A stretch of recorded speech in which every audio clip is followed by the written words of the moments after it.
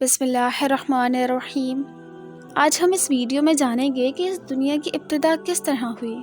اللہ تعالیٰ نے ہر چیز کا راز قرآن پاک میں رکھا ہے۔ سورہ ہود آیت نمبر 27 میں بیان کیا گیا ہے کہ وہی ہے جس نے زمین اور آسمان کو 6 دن میں پیدا کیا اور اس وقت اس کا عرش پانی پر تھا۔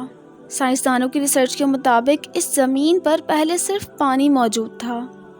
بخاری شریف میں آتا ہے کہ رسول اللہ صلی اللہ علیہ وآلہ وسلم نے فرمایا، دنیا کا آغاز پانی سے ہوا جب عرش پانی پر موجود تھا۔ اللہ تعالیٰ نے سب سے پہلے قلم کو پیدا کیا، پھر لوح محفوظ کو پیدا کیا گیا، پھر اللہ تعالیٰ کے حکم سے قلم نے جب سے لے کر قیامت تک ہونے والی ہر چیز کو لوح محفوظ میں لکھ دیا۔ ایک اور جگہ حدیث میں آتا ہے کہ رسول اللہ صلی اللہ علیہ وآلہ وسلم نے فرمایا کہ اللہ تعالیٰ نے زمین کے پیدائش سے 50,000 سال پہلے ہی تمام مخلوقات کی تقدیر کو لکھ دیا تھا جب اس کا عرش پانی پر تھا۔ اس حدیث مبارکہ سے ہمیں یہ پتہ چلتا ہے کہ سب سے پہلے پانی پیدا کیا گیا، پھر پانی پر عرش پیدا کیا گیا، پھر قلم اور لوح محفوظ، اور پھر کائنات اور باقی مخلوقات کو بترتیب پیدا کیا گیا۔ مخلوقات میں سب سے پہلے فرشتوں کو پیدا کیا گیا، پھر جنات کو پیدا کیا گیا اور آخر میں انسانوں کو پیدا کیا گیا۔ فرشتوں کو اللہ تعالیٰ نے نور سے پیدا کیا، اور جنات کے بارے میں اللہ تعالیٰ قرآن پاک سورہ حجر آیت نمبر 27 میں ارشاد فرماتا ہے، اور جنات کو ہم نے لو والی آگ سے پیدا کیا، اور انسان کو اللہ تعالیٰ نے ایسی مٹی سے پیدا کیا جو مختلف قسم کی مٹی کا مجموعہ تھی۔ روایات سے پتہ چلتا ہے کہ اس دنیا میں انسانوں سے پہلے جنات آباد تھے، لیکن ان کے فتنہ فساد کی وجہ سے اللہ تعالیٰ نے اپنی فرشتوں کی فوج بھیج کر ان کی تعداد کم کر دی۔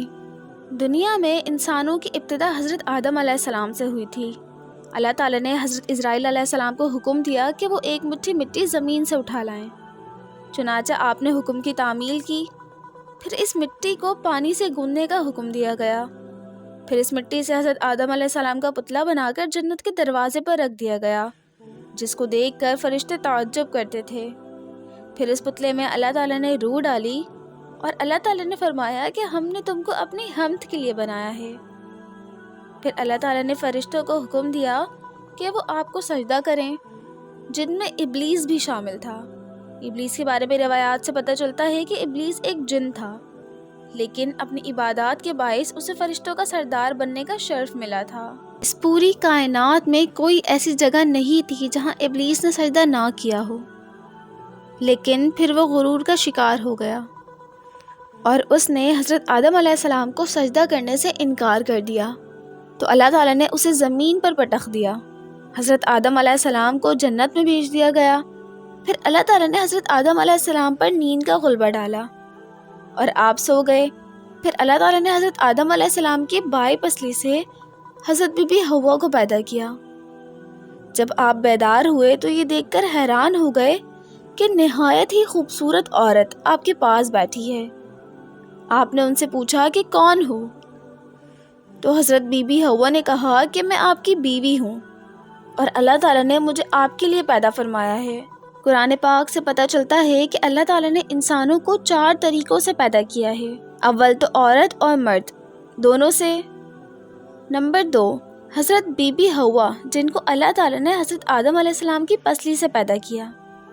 نمبر 3، یہ کہ تنہا ایک عورت سے ایک انسان پیدا کیا گیا، جو حضرت عیسیٰ علیہ السلام ہیں، جن کو پاک دامن حضرت بی بی مریم سے بغیر باپ کے پیدا کیا۔ چوتھا یہ کہ بغیر مرد و عورت کے بھی اللہ تعالیٰ نے انسان کو پیدا کر دیا، جو کہ حضرت آدم علیہ السلام تھے، جن کو مٹی سے بنایا گیا۔ اس سے واضح ہوتا ہے کہ ہمارا رب ایسی عظیم قدرت والا ہے کہ جب چاہے جیسے چاہے انسان کو پیدا فرما دے۔